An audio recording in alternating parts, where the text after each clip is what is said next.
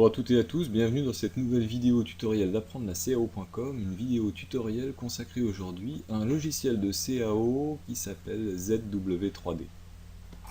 ZW3D n'est pas très connu, c'est un logiciel américain développé par une équipe qui se trouve en Chine.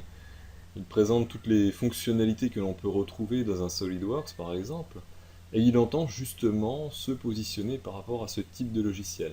Donc moi j'ai décidé de prendre une version d'essai 30 jours et d'explorer un petit peu ce logiciel, vous en faire part à travers une série de vidéos. Dans cette version d'essai 30 jours, on a de toute façon l'ensemble du logiciel.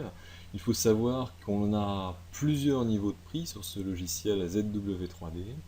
On a une version de base avec assez limitée en termes d'outils, mais qui nous permettra de faire du solide. Et puis on a petit à petit en fait des niveaux de prix qui montent jusqu'à obtenir en fait l'ensemble de ce qu'on a devant les yeux ici, c'est-à-dire tout ce qu'il faut pour faire du solide, du surfacique, de l'assemblage, de la tôlerie, de la soudure, jouer aussi avec des nuages de points hein, quand on fait du scanning, retoucher des nuages de points. On a aussi dans cette version complète de quoi usiner. On a un module de FAO à l'intérieur, ce qui est tout à fait intéressant pour une petite entreprise, une PME ou même un particulier, puisque cela reste abordable. Il est marqué que ZW Soft, en fait, l'éditeur du logiciel, annonce le logiciel comme étant un outil CAD affordable, c'est-à-dire accessible financièrement. Et c'est vrai puisqu'on a un niveau de prix qui va de 1500 € en gros à 5000 €. Donc ça reste accessible pour le particulier sur un niveau de prix de 1500-2000 €. Et puis pour une PME, pour avoir effectivement tous ces outils de FAO jusqu'à 5000 €, ça reste acceptable. Donc, mon objectif dans cette série de vidéos est de personnellement toucher du doigt un peu tous ces domaines, et puis de vous montrer également les limites. Enfin, je ne sais pas si je vais trouver des limites, mais en tout cas, voir si j'arrive à modéliser vraiment ce que je veux avec ce logiciel.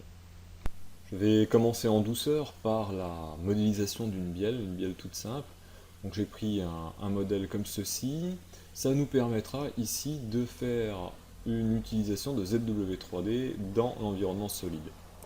À première vue, ZW3D semble assez intuitif, assez classique par rapport à ce qui existe aujourd'hui en termes de logiciel de CAO. On retrouve bien entendu une zone graphique au milieu avec des plans de départ, un peu comme dans SolidWorks ou dans CATIA. On a en plus les axes, hein, X, Y, Z. On a une zone ici avec, semble-t-il, un historique de construction. Je pense que c'est le même genre de choses que l'arbre qu'on retrouve dans SolidWorks ou dans CATIA. Et puis, bien entendu, on a un certain nombre d'outils au-dessus qui sont des outils, ici on est dans modèle, donc ce seront des outils de conception solide. On a aussi des outils de conception surfacique, filaire, des outils d'assemblage, de tôlerie, etc. Donc ça semble assez évident de s'y retrouver les différentes fonctions. En plus de ça, on a ici les menus déroulants dans lesquels, à mon avis, on va retrouver un peu la même chose, plus certainement des fonctions bien spécifiques. Voilà, donc quoi qu'il en soit, c'est un environnement standard. On va tout de suite passer donc dans modèle ici. On retrouve les outils solides, apparemment. Hein. Donc on a bien sûr esquisse, on a bloc ici. Alors bloc, c'est quelque chose qui permet en fait de partir sur des primitives, cylindres, cônes, etc. C'est curieux parce qu'on ne retrouve pas le tore, alors que le tore c'est un classique aussi dans les primitives, dans les formes canoniques. C'est quelque chose qui n'est plus trop utilisé à notre époque. C'est ce qu'on trouvait par exemple dans CATIA V4. Sur CATIA V4, en fait, on partait de primitives pour pouvoir modéliser, et on faisait en fait des opérations booléennes entre ces primitives pour obtenir le résultat. C'est ce qu'on appelle la conception solide. Ici, on n'est plus à notre époque dans ce genre de modélisation. On préfère partir sur des esquisses, faire des extrusions, des révolutions, des balayages, etc. Alors bref, les choses que l'on retrouve ici. On a aussi les fonctions d'habillage, hein, le congé, le chanfrein, la dépouille, etc. Fonction coque également, décalage de face, ou pourquoi pas. Voilà, donc toutes ces fonctions qui vont nous permettre de produire notre 3D. Alors ce qui est intéressant aussi, c'est quand on passe le curseur, par exemple ici sur filetage, on a en fait une petite explication succincte de la fonction, pour nous dire en deux mots comment l'utiliser. Donc tout ça c'est très bien, ça va nous permettre de modéliser. Alors il y a un argument aussi qui va en faveur de ZW3D, il est dit que ZW3D sait lire beaucoup de fichiers, de types de fichiers hein, de ses concurrents. Donc on va faire fichier ouvrir ici, puis on va regarder un peu ce qu'il sait lire. Alors, effectivement, il y en a un certain nombre. On a quoi? On a bien sûr ses propres fichiers, hein, tout ce qui commence par Z3. On a bien sûr le DWG et le DXF, donc ça c'est normal. L'IGES, donc ça c'est un standard aussi. On a alors du parasolide, donc ça c'est intéressant de pouvoir lire du parasolide. Du STEP c'est normal, du STL aussi. VDA, ça c'est aussi un standard. Le VRML aussi, pas de problème. Alors après, tiens, CATIA V4, ça commence à devenir intéressant. CATIA V5 aussi. 4 parts et 4 products. Inventor, bah oui, tiens, intéressant. NX, très bien. ProEng, donc tout ce qui est Creo. Solid Edge, SolidWorks, très bien aussi. Et puis d'autres choses, voilà.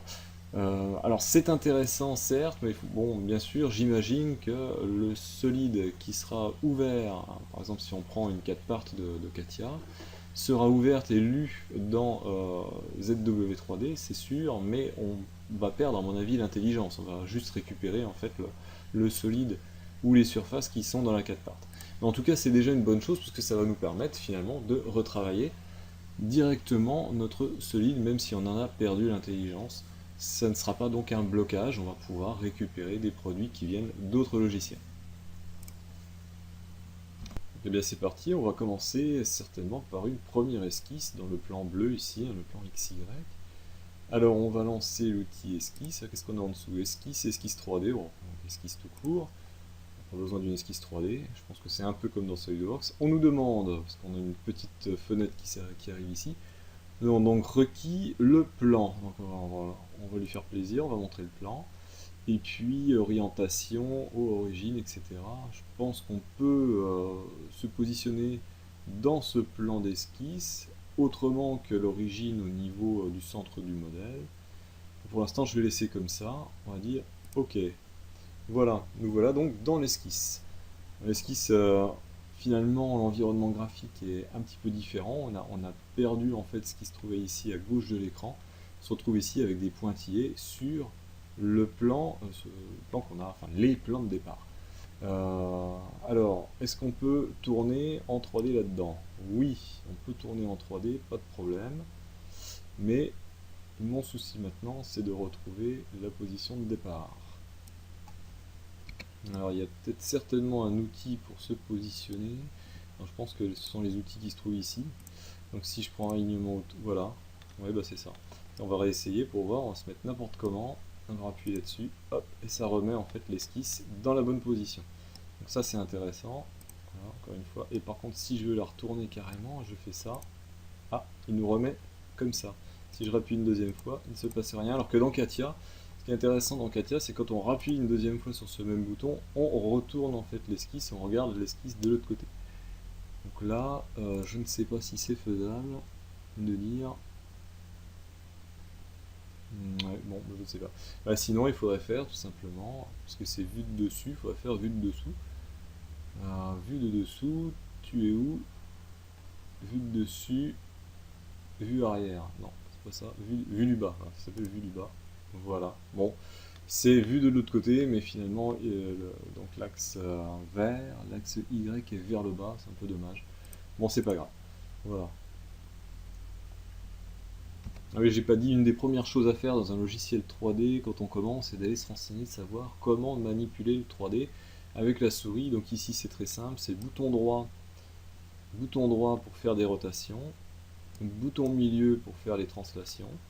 Voilà. Quand on a une molette, il suffit de rouler la molette pour faire un zoom, sinon moi j'en ai pas parce que j'ai une souris CAO. Donc à ce moment-là, il faut appuyer sur CTRL, bouton 2, hein, bouton du milieu, et ça zoome et ça dézoome. Voilà. Donc ça, c'est des choses qu'il faut tout de suite rechercher quand on se lance dans un nouveau logiciel. Donc en tout cas, nous sommes dans l'esquisse et nous allons pouvoir dessiner maintenant un certain nombre de choses. Donc on trouve ici dessiner. Alors dessiner, j'ai cru comprendre que c'était un outil pour faire des polylignes directement, hein, des lignes qui s'enchaînent. Bon, ça permet d'esquisser rapidement. Sinon, on a du segment. 1, 2, je pense que c'est entre deux points, premier point, deuxième point. Ah non, on retrouve polyligne ici, donc dessiner ça doit être un petit peu plus compliqué, enfin un petit peu différent de polyligne. Bon, cercle, bon, on va prendre cercle, c'est ce qui nous intéresse, donc ça nous ouvre apparemment une petite boîte de dialogue avec différentes options, donc point de centre et point et un point sur le cercle, ou bien centre et rayon, j'imagine, 3 points, 2 points rayon, 2 points diamétralement opposés. Donc ici, on va dire centre. Alors, je ne sais pas si on va pouvoir attraper un centre. Apparemment, oui. Tiens, c'est intéressant puisqu'on a ici une aimantation. Donc on a une aimantation sur l'axe. Hein, on voit ici, hop, on attrape l'axe. Ici aussi. Et puis on a une aimantation sur le centre. Donc on va dire le centre. Et puis ici, alors, on va... Ah oui, alors d'après ce que j'ai compris, c'est les petits manipulateurs. Là. Quand on a une flèche comme ça, c'est un manipulateur, on peut tirer dessus. Sinon, en fait, on peut... Voilà, ça j'avais vu ça dans une vidéo, je vais attraper ça au passage. Donc ici, je vais faire un diamètre de combien?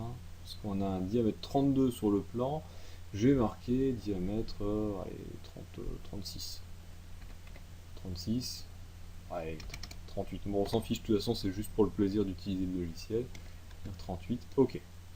Et on valide. Donc en principe, ce cercle est isocontrait puisqu'il en fait, il est fixé sur le centre du modèle, il a un rayon. Donc on devrait pouvoir voir ça ici avec cet outil-là.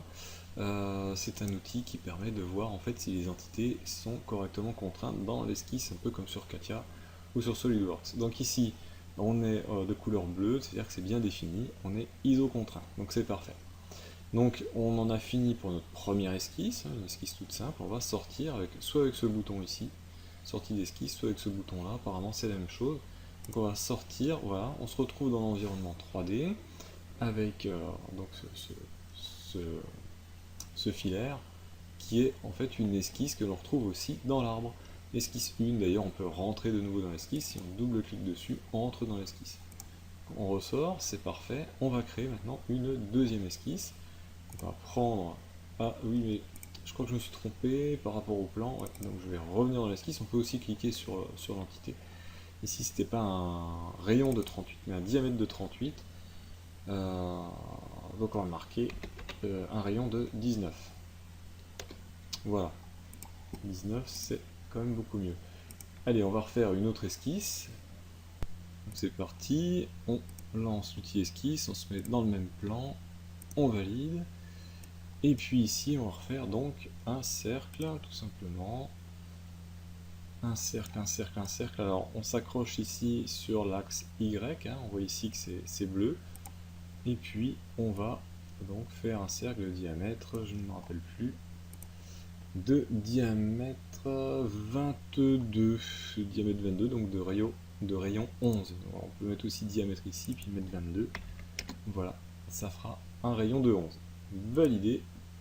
Et surtout, ce qu'il faut faire, c'est positionner ce cercle par rapport à l'autre, donc par rapport à l'origine du modèle. Donc ici, on va utiliser donc dans l'onglet contraintes, on va utiliser donc une cote comme ceci, dans le sens là, on va dire entre là et là. Voilà. Et là, on va mettre 100 mm comme au plan. Là, on valide et on sort de l'esquisse. À ce moment-là, on a nos deux premières esquisses qui vont nous permettre de faire donc les deux premiers bossages. Alors, on va peut-être modifier un petit peu tout ça, puisque la bielle est doublement symétrique. Ce qu'on va faire, c'est qu'on va revenir dans les esquisses, et on va faire des demi-cercles. Donc je vais reprendre la première esquisse, en double-cliquant dessus, et je vais rajouter ici une ligne point-point. Alors une ligne qui vient, on voit qu'on accroche, en fait, on est à la fois accroché ici sur l'axe Y, et à la fois ici sur le cercle. Donc on va partir de là. Et on va faire pareil en face. Tac. Et maintenant, on valide. Donc on a ça. Moi, ce que j'aimerais bien, c'est me débarrasser de ce côté-là. Donc pour me débarrasser de ce côté-là, on va peut-être utiliser donc, dans l'onglet outils. Je crois que c'est là-dedans. Je suis pas sûr. Non, non, c'est pas là-dedans. Dans l'esquisse, c'est là. Je cherche mes outils pour relimiter les deux objets. Alors, c'est dans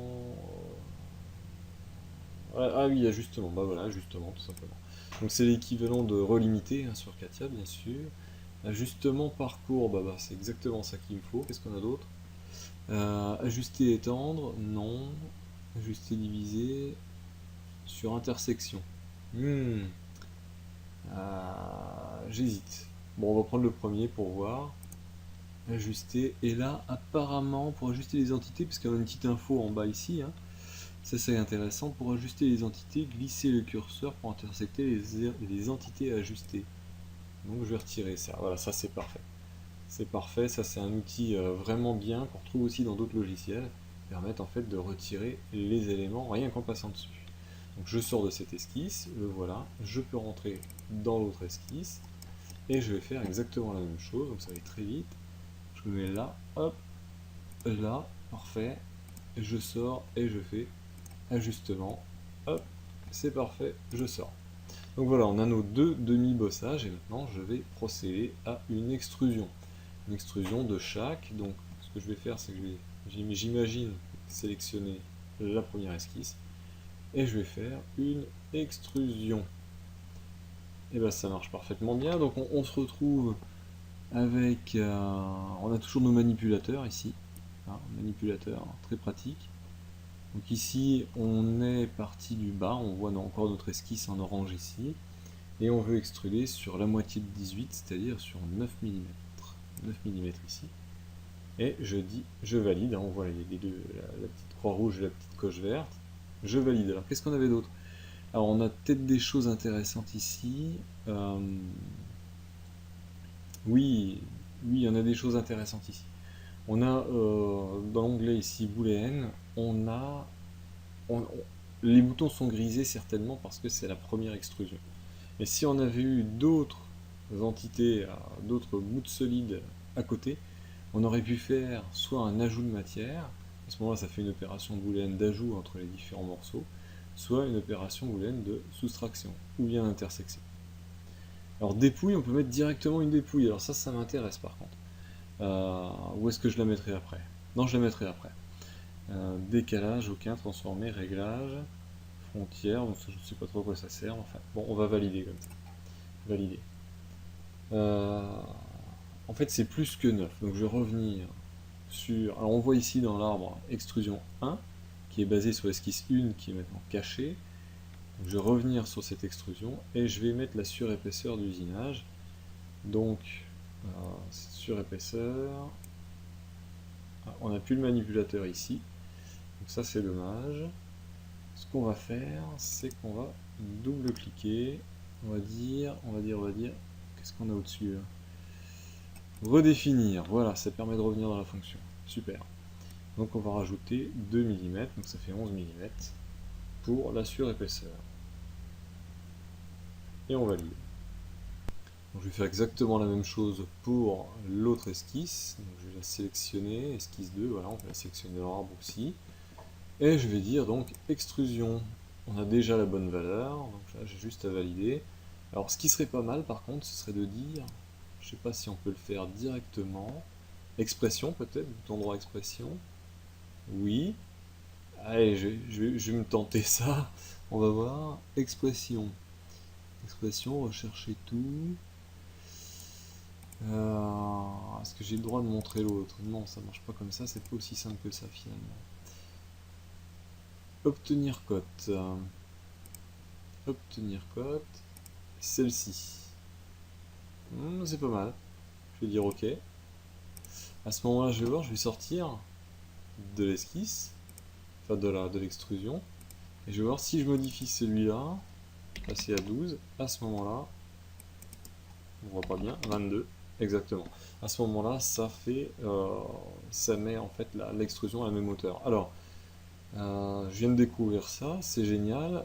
Je reviens dedans, je mets 11, et je reviens sur cet objet-là. Cet objet-là, je vais dire, il est où? C'est extrusion 2, je vais dire c'était ça, hein. Voilà. Ici, sur cet objet-là,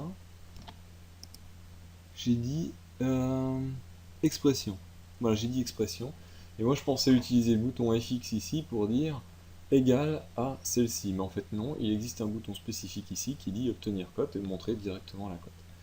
J'imagine que si j'avais fait par exemple ici divisé par 2, je fais OK, effectivement ça fait 5,5, ça marche très bien. Bon, c'est parfait. Donc on a l'éditeur ici. Est-ce que je peux modifier là? Oui, je pense. Non, je peux pas. Ah, c'est dommage. Un peu de distance expression. Expression. Ah voilà, il suffisait de cliquer en fait sur le bouton expression pour pouvoir ici retirer tout ça. Ici on aurait aussi la possibilité de jouer sur la dépouille. Donc c'est intéressant, mais ici ça ne me convient pas. Pourquoi? Parce que le plan qui se trouve derrière subit aussi cette opération de dépouille. Donc bah, ça ne va pas. Ça ne va pas parce que ce sera mon plan de symétrie, donc il ne faut absolument pas qu'il subisse cette opération. Donc ici on va remettre 0 degré. Hop, et on va dire valider. Voilà, j'arrête ici cette première vidéo donc découverte de ZW3D. Je vais continuer cette bielle dans la prochaine vidéo, bien entendu, pour aller explorer un peu plus loin ce logiciel. En tout cas, cette première approche est plutôt concluante. Je trouve le logiciel, pour le peu que j'en ai vu, en tout cas, rien ne m'a choqué, hein, et il y a tout ce qu'il faut à l'intérieur. Je ne suis absolument pas perdu venant de Katia V5, puisque je retrouve de toute façon la même philosophie, les mêmes outils. Je pense que ce sera pareil pour un utilisateur de SolidWorks. Donc pour le moment où tout débute cette découverte de ZW3D, il n'y a pas grand chose à dire. Je pense que c'est un bon logiciel.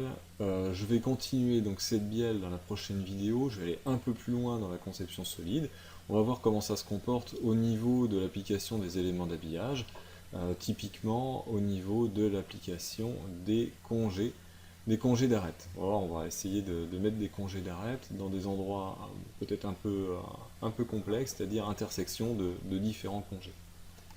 Voilà, c'en est fini pour cette vidéo. Je vous remercie d'avoir regardé jusqu'au bout. Je vous dis à très bientôt pour la prochaine vidéo tutoriel d'apprendre la CO.com sur la suite de cette bielle sur ZW3D.